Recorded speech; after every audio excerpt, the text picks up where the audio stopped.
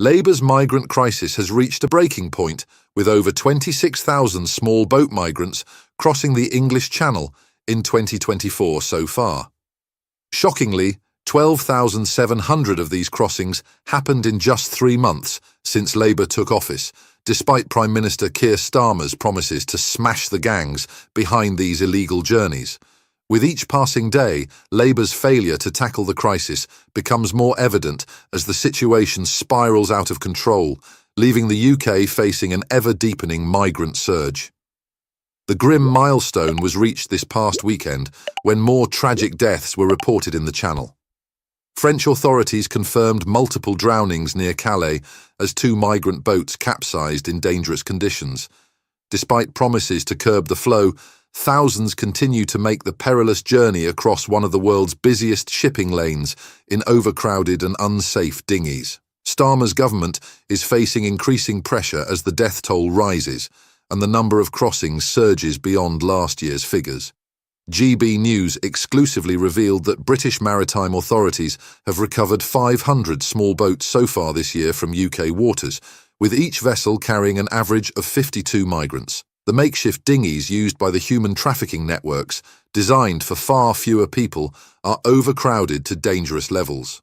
Many of the vessels are cheaply made in backstreet factories and not built to survive the rough waters of the Channel. A maritime security source told GB News just how hazardous these crossings are, explaining that the rubber boats are highly susceptible to giving way at the seams when overloaded.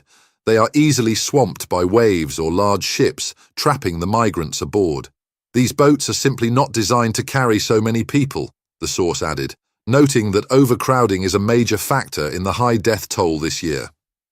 French Interior Minister Bruno Retailleau confirmed that several people had died in 2 separate incidents on Saturday, with one boat sinking off the coast near Boulogne. Meanwhile, GB News' Kent correspondent counted over 650 migrants arriving on UK shores throughout Saturday, following 395 migrants who made the same treacherous journey on Friday. The crossings are driven by criminal gangs, pushing as many boats as possible through a small window of good weather before another Atlantic storm rolls in.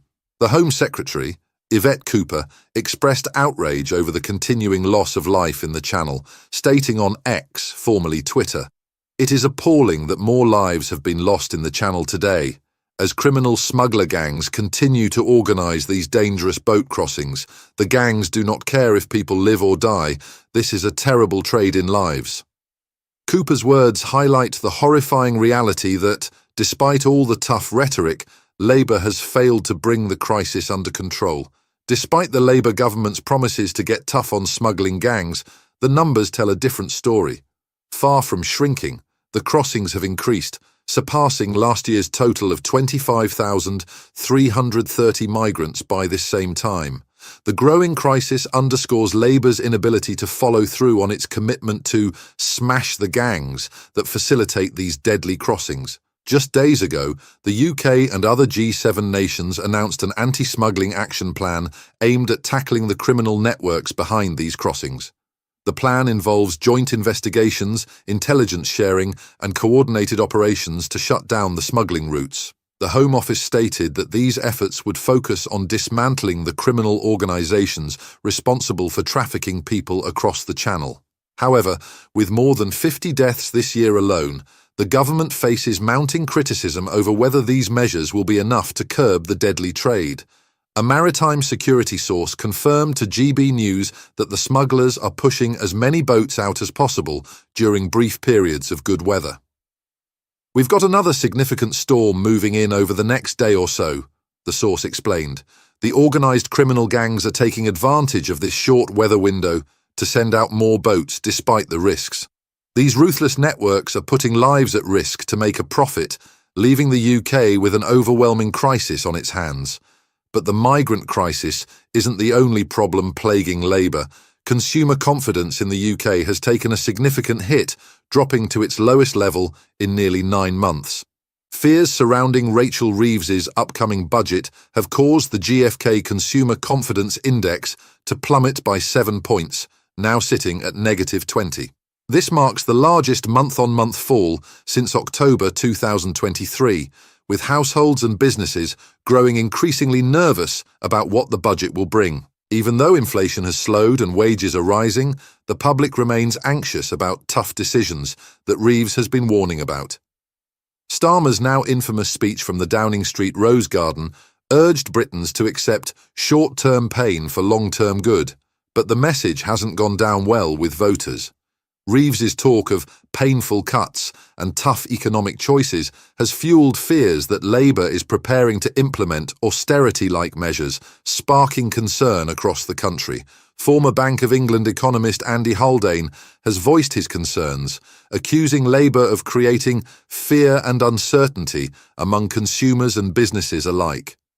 Haldane told Sky News that the gloomy tone struck by Starmer and Reeves is already damaging confidence. Labour has generated a climate of fear and foreboding with their pessimistic rhetoric. This could easily become a self-fulfilling prophecy, he warned, suggesting that the government's downbeat messaging is undermining the UK's economic recovery. Even within Labour, frustration is brewing. One senior Labour MP, quoted in the Financial Times, criticised the government's approach, saying bluntly, "We need to lighten up a bit." There is growing unease within the party about how the pessimistic tone from Starmer and Reeves is affecting public opinion. Labour MPs are worried that the government's messaging could alienate voters just when they need to be inspired about the future. Across the political aisle, the Conservatives are seizing the moment. Robert Jenrick, a frontrunner for the Tory leadership, has accused Labour of creating instability and uncertainty, particularly among investors. Jenrick stated that the economic turmoil sparked by Labour is driving investors away, which will further harm the UK's fragile economy. The new Labour government has created a great deal of uncertainty among investors, and that's harming our economy, Jenrick told the Financial Times.